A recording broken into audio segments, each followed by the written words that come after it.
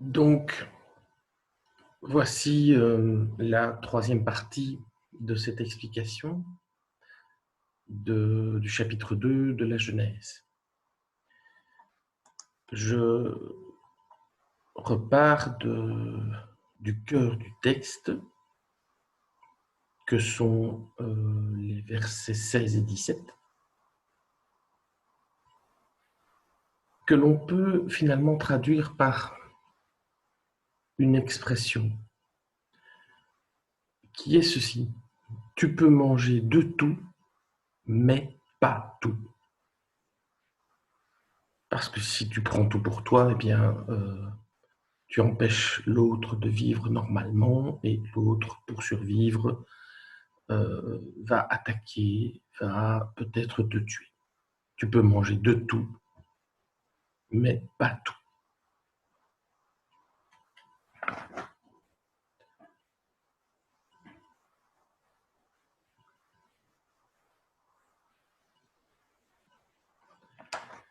Alors ensuite, on reprend le fil du texte, en ce sens que, puisqu'au départ, l'être humain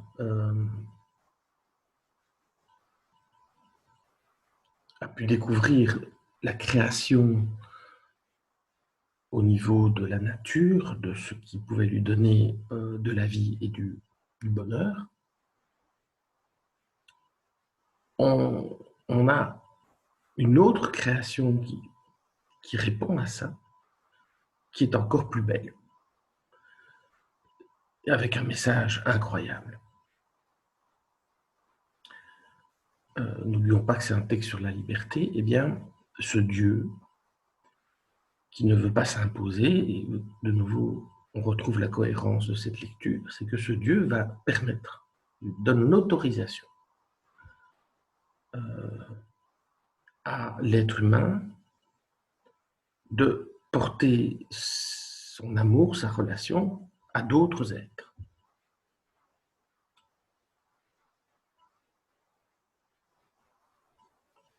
Et donc on voit au verset 18, Dieu dit, il n'est pas bon que l'homme soit seul, il faut que je lui fasse une aide qui lui soit assortie. Dieu modela encore du sol toutes les bêtes sauvages et tous les oiseaux du ciel, et il les amena à l'homme pour voir comment celui-ci les appellerait. Chacun devait porter le nom que l'homme lui aurait donné.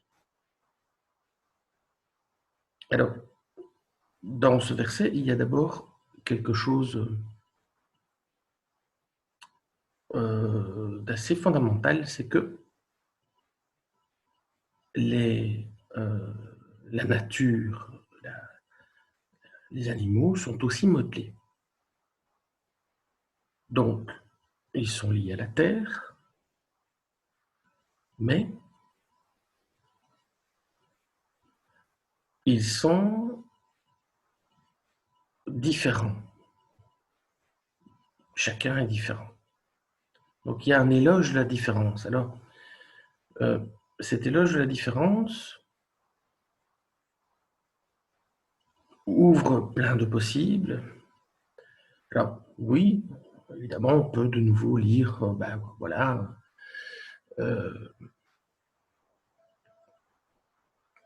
ces animaux, eh bien, sont amenés à l'être humain pour que celui-ci donne des noms, eh bien, donc ça veut dire que les animaux sont inférieurs.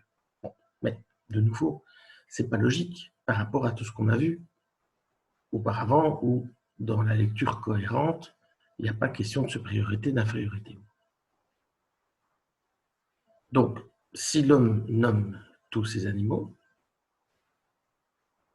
il serait plus logique de penser, comme on l'a déjà fait un peu auparavant, lorsque Dieu a mis l'homme dans le jardin pour le cultiver, pour le garder, ça veut dire que l'homme est responsable. Eh bien, ici aussi, ça montre la responsabilité de l'être humain vis-à-vis de ses autres créatures.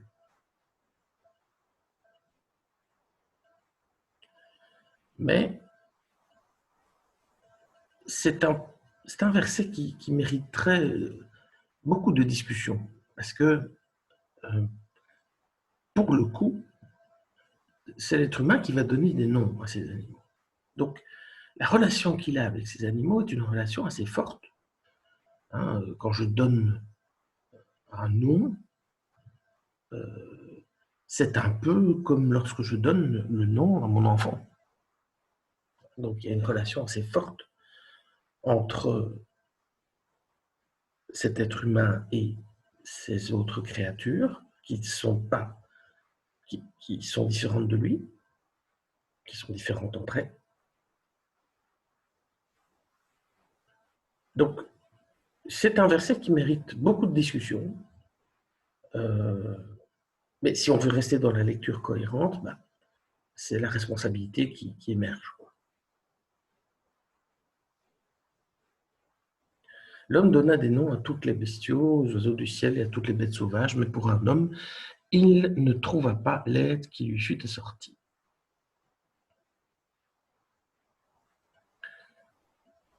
Et donc ici, vous avez de nouveau cette affirmation que cet être humain est un être unique. Et il faut sans doute voir là que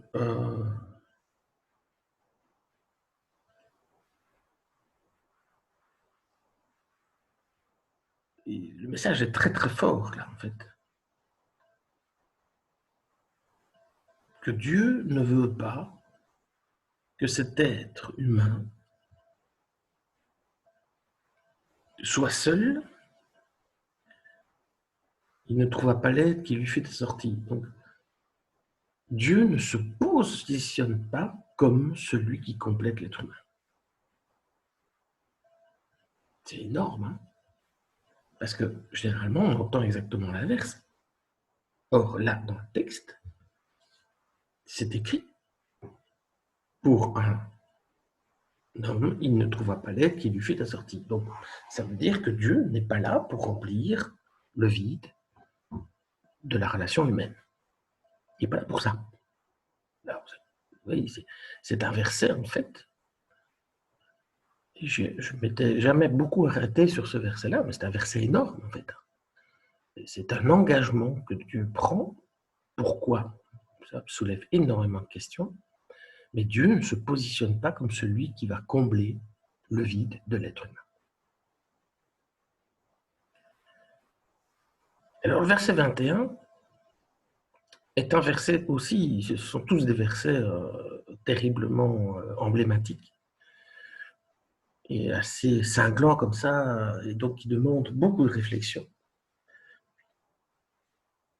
Et là, il y a quelque chose d'assez mignon, d'assez sympathique, d'assez avec un sens qui mérite le détour. Il y avait Dieu fit tomber une torpeur sur l'homme qui s'endormit. Autrement dit, la différenciation de cette créature en deux êtres sexuellement différents, sexués, cette différenciation va arriver dans une torpeur, dans un rêve. Alors, ça peut vouloir dire énormément de choses. Vous voyez, toute la psychanalyse, la psychologie qu'il y a là-dedans, enfin, c'est assez fou. Mais c'est aussi un verset qui est éminemment porteur de sens, parce que ça montre à quel point il y a cette différenciation en est une, parce qu'elle va aboutir à deux êtres différents, mais en même temps, cette torpeur, cette espèce d'état, d'état de conscience-inconscience, montre que l'identité que ces deux êtres ont n'est pas très claire finalement, puisqu'ils viennent de la même chose.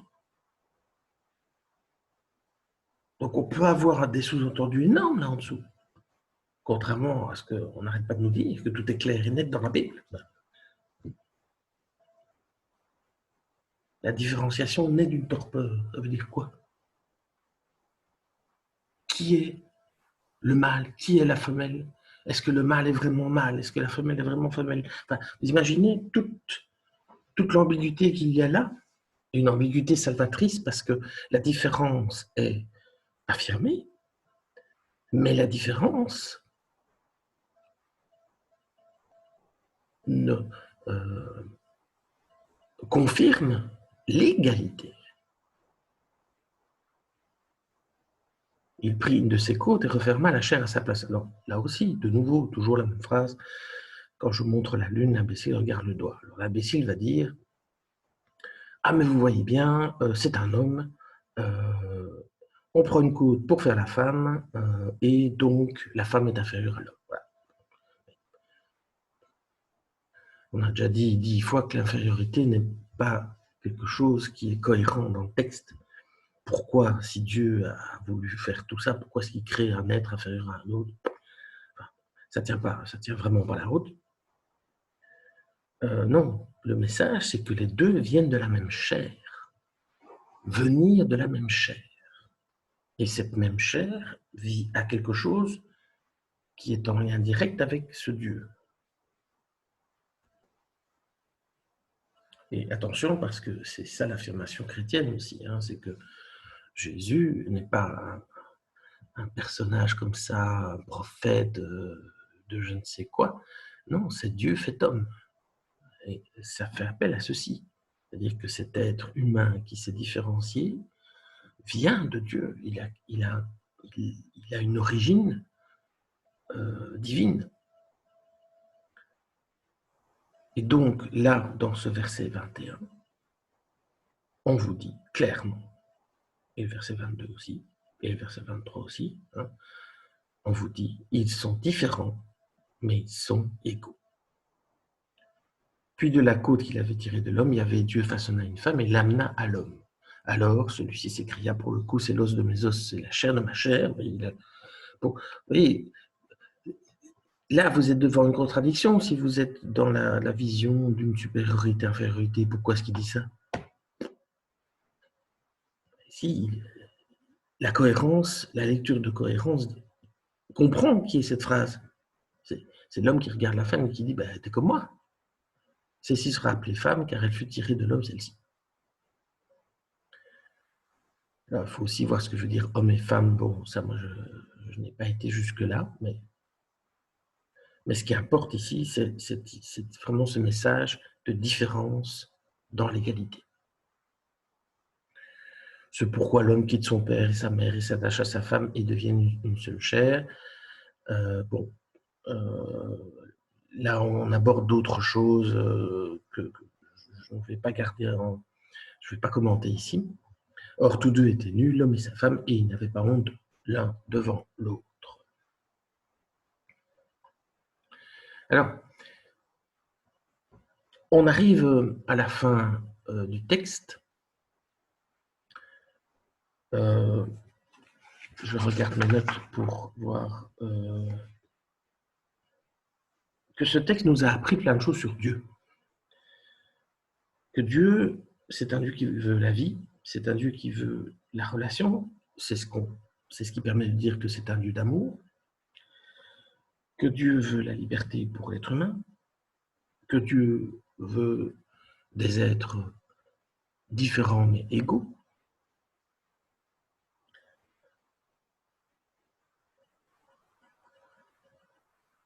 Mais toutes ces constituants de Dieu, toutes ces identités de Dieu qui donnent du sens à l'existence humaine, hein, quelque part c'est ça, sont encore à prendre avec des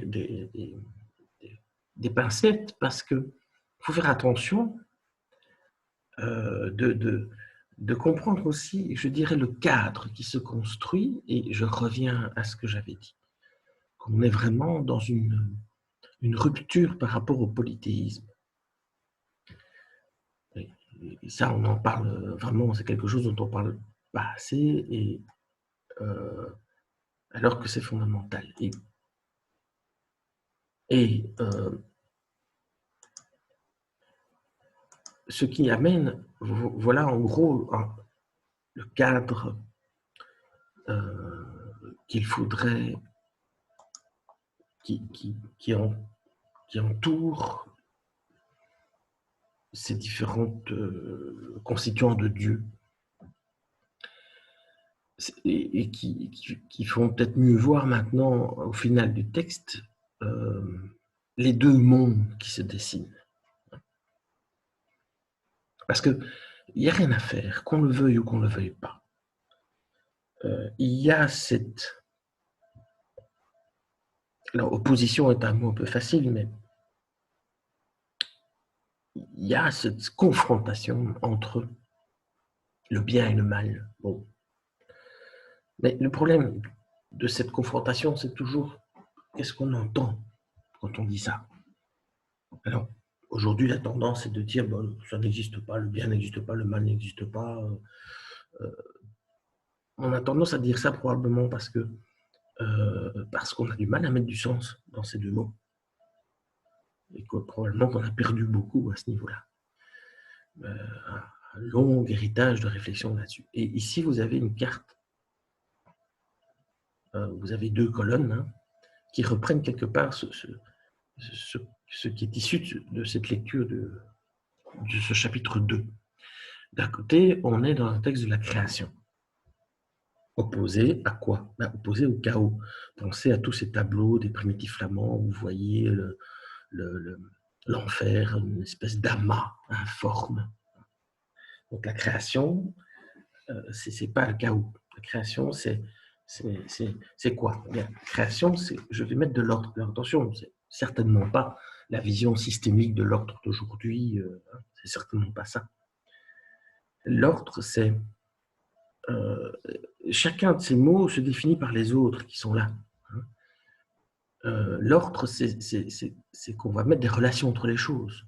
Pourquoi? Parce que les relations, ça empêche la violence. L'inverse de la relation, c'est la violence. La violence, elle naît du désordre. Regardez ce qui se passe dans une masse de gens. Parce que la relation, elle donne du sens à l'ordre. C'est pas l'ordre pour l'ordre, c'est l'ordre qui permet de comprendre les choses. Et cette création, elle est orientée vers la différence, par opposition à ce qui est identique. Et à ce niveau-là, il y a une lecture assez magnifique à faire de l'histoire de la tour de Babel, où tous ces êtres tendent vers l'identique. Et c'est ça que Dieu ne veut pas. C'est que la différence est un caractère fondamental de l'humanité. Donc vous avez ces deux colonnes qui se dessinent, cette confrontation où vous pouvez évidemment mettre d'un côté le monothéisme et de l'autre le polythéisme. Hein, vous voyez qu'en gros, ça reprend cette dichotomie fondamentale.